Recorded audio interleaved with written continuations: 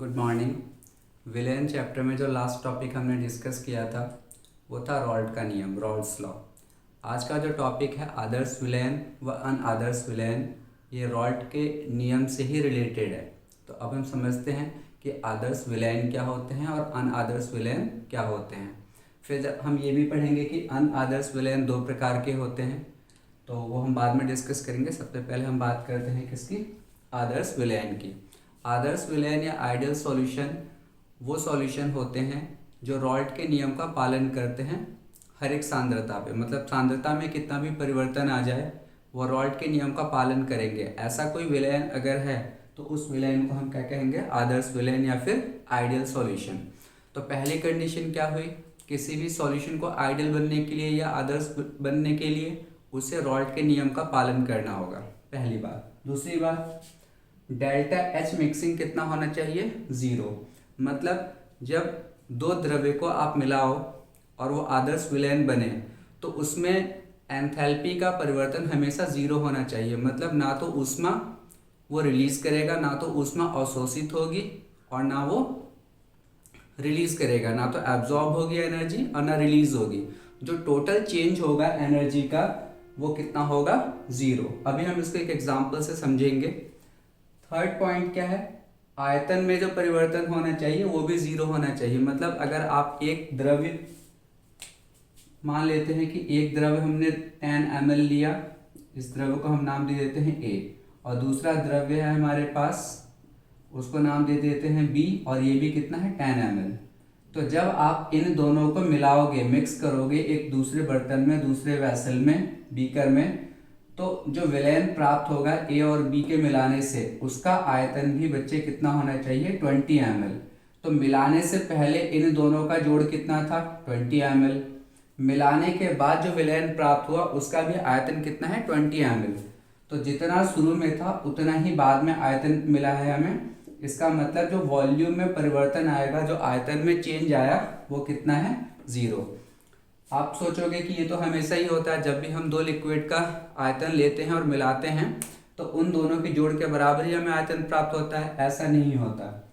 जो अनआदर्श विलेन होते हैं उसमें आयतन में थोड़ा बहुत परिवर्तन जरूर आता है, वो हम आगे देखेंगे। अभी फिलहाल आदर्श विलेन के लिए आयतन का परिवर्तन बच्चे कितना होगा, हमेशा 0 होगा।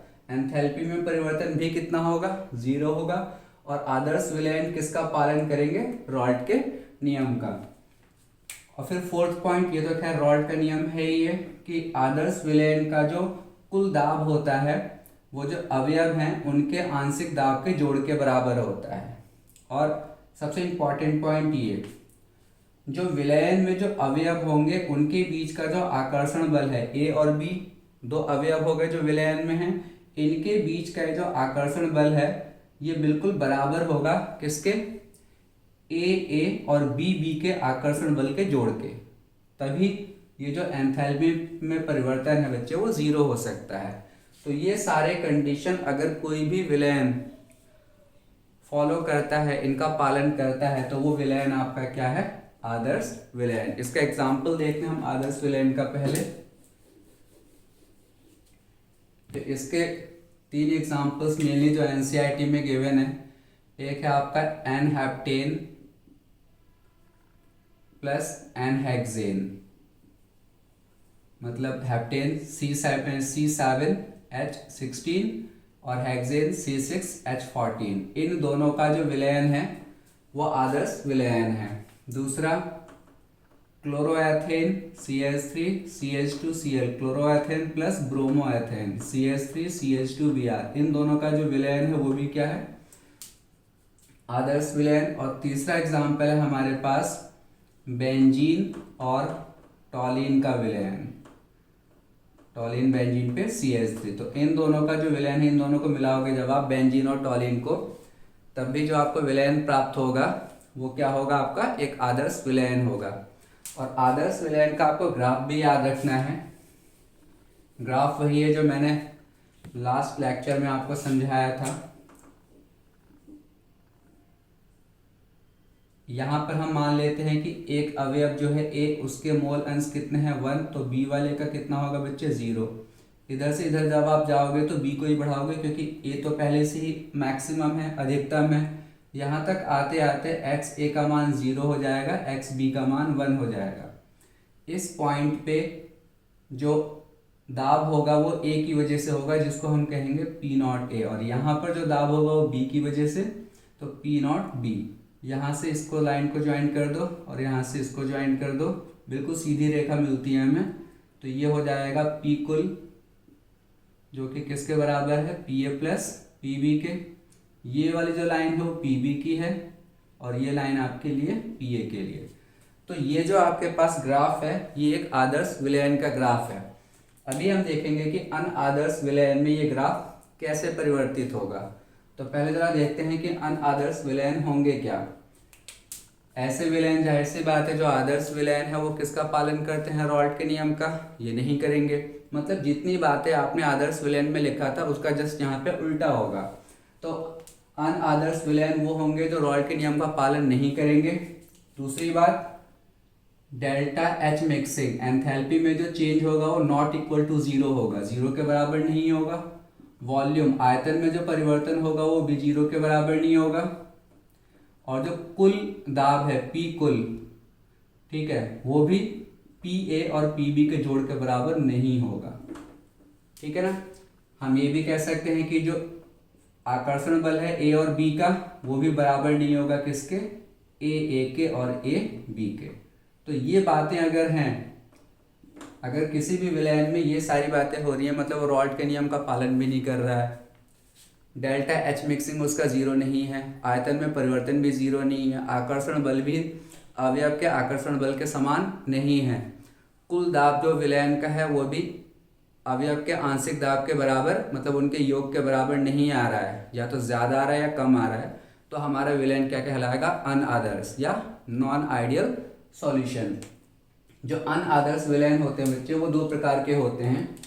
एक वो विलयन जो रॉल्ट के नियम से धनात्मक विचलन दिखाते हैं, मतलब पॉजिटिवली डेविएट हो जाते हैं। रॉल्ट का नियम ये है, सीधी लाइन एक रॉल्ट का नियम मान लो, तो अगर वो रॉल्ट के नियम से इधर की तरफ चला गया राइट साइड में तो पॉजिटिव डेविएशन, लेफ्ट में चला गया निगेटिव डेविएशन। ये सिर्फ एक समझाने का तरीका है कि रॉल्ट के नियम से वो विचलित हो जाएंगे, ठीक है। जो रॉल्ट का नियम है उसका पालन नहीं कर रहे हैं, अब नहीं कर रहे हैं तो या तो वहाँ पर क्या होगा, जो कुल दाब होगा वो अवयव के दाब से ज़्यादा होगा। अगर कुल दाब विलयन का अवयव के दाब से, आंशिक दाब से ज़्यादा आ गया तो आप समझ जाओ कि वो जो विलयन है वो अनादर्श तो है ही, लेकिन कैसा विचलन दिखा रहा है, धनात्मक।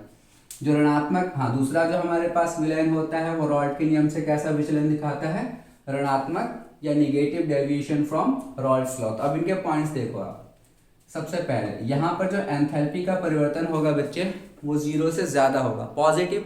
अब बस ये याद रखो, धनात्मक है, धनात्मक का मतलब पॉजिटिव है, तो हर चीज़ यहाँ पे 0 से ज़्यादा होगी, ठीक है, कुछ भी गलत नहीं होगा। पॉजिटिव में हर चीज़ 0 से ज़्यादा, ऋणात्मक में या निगेटिव में हर चीज़ 0 से कम। 0 से कम का मतलब भी निगेटिव होता है। तो यहाँ पे देखो आप, एंथैल्पी में परिवर्तन ज़्यादा होगा किससे, 0 से। आयतन में परिवर्तन भी ज़्यादा होगा किससे, 0 से। जो कुल दाब होगा विलयन का वो भी अवयव के आंशिक दाब के योग से ज़्यादा होगा। एग्जाम्पल क्या है इसका, एसीटोन और एथेनॉल। जब हम एसीटोन और एथेनॉल को मिलाते हैं तो जो विलयन प्राप्त होता है उस विलयन का जो कुल दाब होता है वो एसीटोन के आंशिक दाब और एथेनॉल के आंशिक दाब से कहीं ज़्यादा होता है। तो ये दोनों जब मिलेंगे तो एक तो ये अनादर्श विलयन बनेंगे और उसके बाद ये रॉल्ट्स लॉ से कैसा डेविएशन दिखाएंगे, कैसा विचलन दिखाएंगे, धनात्मक। यहाँ पर जो ए और बी मतलब जो अवयव हैं, जैसे आपने इन दोनों को मिला दिया तो एसीटोन और एथेनॉल, यहाँ पे एसीटोन को आप ए मान लो, एथेनॉल को बी मान लो, तो इनके बीच का जो आकर्षण बल होगा किसमें, विलयन में, वो कमजोर होगा। किससे, एसीटोन एसीटोन के आकर्षण बल से और एथेनॉल एथेनॉल के आकर्षण बल से। तभी तो वो जल्दी अलग होंगे विलयन में, तो ज़्यादा से ज़्यादा दाब लगाएंगे। तो हमेशा ध्यान रखना कि जो आपका पॉजिटिव डेविएशन होता है, धनात्मक विचलन होता है, उसमें विलयन के अंदर जो अवयव होते हैं वो कमजोरी से बंधे होते हैं, एक दूसरे से उनके बीच का जो आकर्षण बल होता है वो काफ़ी कमज़ोर होता है। कमज़ोर होगा तो वो जल्दी से अलग होंगे, और जितनी जल्दी अवयव विलयन में अलग होंगे उतना ही ज़्यादा वो दाब लगाएंगे। जितना ज़्यादा दाब लगेगा उतना ही विलयन का कुल दाब बढ़ जाएगा। तब जाके हमारा विचलन कैसा होता है बच्चे? धनात्मक। निगेटिव डेविएशन में सब कुछ उल्टा हो गया। जो एंथैल्पी मिक्सिंग है, मतलब जब दो अवयव को आप मिलाओगे तो वहाँ पर जो एनर्जी होगी, ठीक है, जो ऊर्जा होगी वो निकल जाएगी, इसमें एब्जॉर्ब हो जाती है, ठीक है, इसमें वो निकलती है। आयतन, यहाँ पर जो आयतन है, ठीक है, वो कम हो जाता है। इसका मैं एक एग्जांपल देता हूँ। जैसे आपने एक अवयव दिया A और एक अवयव दिया आपने B। A लिया आपने 10 ml, B लिया आपने 10 ml, ठीक है, 10 ml लिया और आपने दोनों को मिला दिया। आपको उम्मीद है कि जो विलयन प्राप्त होगा वो कितना ml मिलेगा? 20 ml? नहीं, आंसर आएगा आपका 20 से कम, मान लीजिए 19 ml आ गया, ठीक है। तो देखिए जो आयतन में जो परिवर्तन है वो आएगा नहीं आएगा 1 ml का, क्योंकि शुरू में आयतन कितना है, दोनों का जोड़ कितना है? 20। लेकिन जो विलयन प्राप्त हुआ मिलने से वो कितना है? 19 ml। 1 ml की कमी आ गई तो एंथैल्पी में जो परिवर्तन होगा वो 0 से कम होगा। अब ये परिवर्तन क्यों आता है? इसका रीज़न ये है कि विलयन में जो अवयव होते हैं वो बहुत मजबूती से जुड़ जाते हैं, ज़्यादा पास पास में आ जाते हैं, और जब पास पास में आएंगे तो अपने आप ही वो कम जगह लेंगे, मतलब आयतन उनका थोड़ा बहुत कम हो जाएगा। तो यहाँ पर आयतन में परिवर्तन V मिक्सिंग और एंथैल्पी में परिवर्तन H mixing, delta H mixing, दोनों ही 0 से कम होते हैं। उसके बाद जो कुल दाब होता है विलयन का वो भी A और B के आंशिक दाब से कम होगा। ऐसा क्यों? विलयन में A और B अगर मजबूती से जुड़े हुए हैं तो इसका मतलब ये अलग नहीं हो पाएंगे जल्दी। जब अलग नहीं होंगे तो ये ज़्यादा दाब भी नहीं लगाएंगे। इसकी वजह से विलयन का जो कुल दाब होता है वो कम हो जाता है। किससे? A और B के आंशिक दाब से। और इसका बच्चे एग्जाम्पल है एसीटोन और क्लोरोफॉर्म। एसीटोन और क्लोरोफॉर्म जब आपस में एक साथ मिलते हैं तो हाइड्रोजन बॉन्ड बना लेते हैं एक दूसरे से, जिसकी वजह से इनके बीच का जो आकर्षण बल है वो काफ़ी मजबूत हो जाता है। मतलब आकर्षण बल A और B का कैसे डेविएशन में? निगेटिव डेविएशन में ज़्यादा होगा। किससे? जो भी अवयव हैं उनके आकर्षण बल के कंपैरिजन में। तो ये हमारे पास टॉपिक है आदर्श विलयन और अनादर्श विलयन का। अब हम अगर इसका ग्राफ देखते हैं पहले धनात्मक का, तो वो धनात्मक विचलन का जब भी आप ग्राफ बनाओगे पहले आपको रॉड का ग्राफ बनाना होगा, मतलब आदर्श विलयन का। और धनात्मक में आपको क्या करना होगा? जो ये सीधी रेखा है B की, इसे थोड़ा सा आप ऊपर से दिखा दो, मतलब हर चीज़ बढ़ जाएगी, ठीक है, कुल दाब भी बढ़ जाएगा। तो ये जो ग्राफ है, मतलब पहले आपने किसका बनाया? आदर्श विलयन का, और उसके बाद में धनात्मक दिखाने के लिए लाइन को ऊपर से दिखा दोगे, ठीक है। तो ये किसका हो गया डायग्राम? किसका ग्राफ हो गया? पॉजिटिव डेविएशन का। अगर हम निगेटिव डेविएशन का ग्राफ बनाते हैं तो उसके लिए भी आपको पहले किसका ग्राफ बनाना होगा?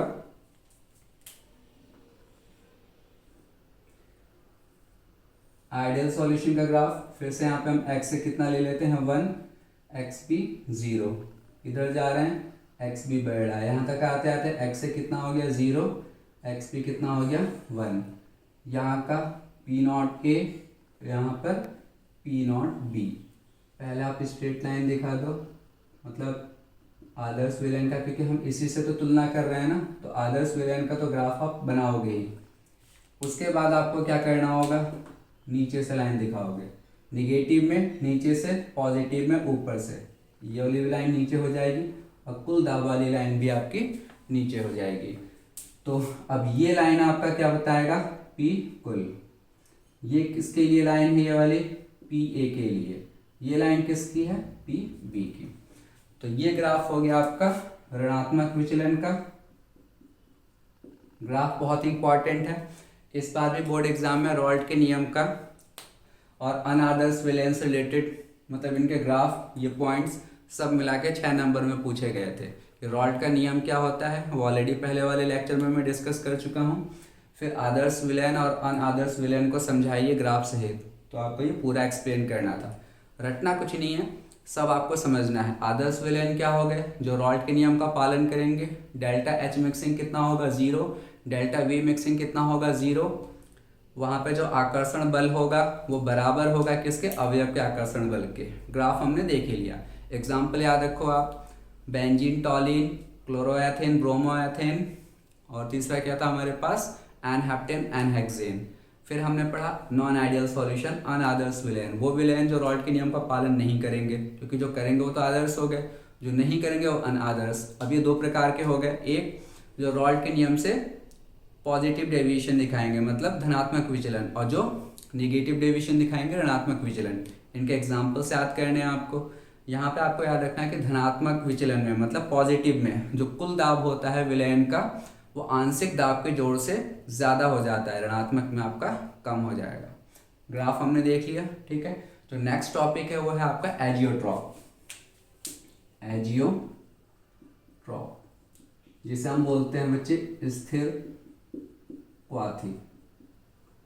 तो इसको डिस्कस करेंगे, अभी के लिए इतना ही। Thank you.